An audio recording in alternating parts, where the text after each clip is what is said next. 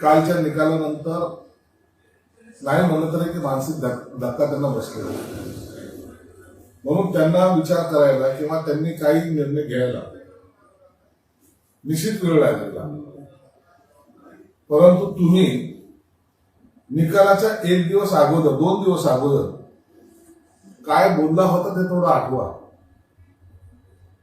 त्याला दिलेल्या शिव्या, कोर्टाची केस मॅनेज केली म्हणत होते आणि अशा प्रकारचा सगळा त्याच्यावर आरोपाचा जो काही भडीमार तुम्ही केला होता आणि आता निकाल त्याच्या विरोधात गेल्यानंतर त्याला साथ घालण्याचा प्रकार करताय.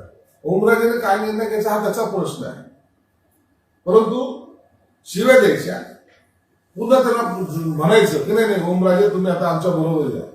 मग परवा दिवशी त्या संजय राऊत त्या बिंडोकाने दिलेली शिवी ही कुणाला होती?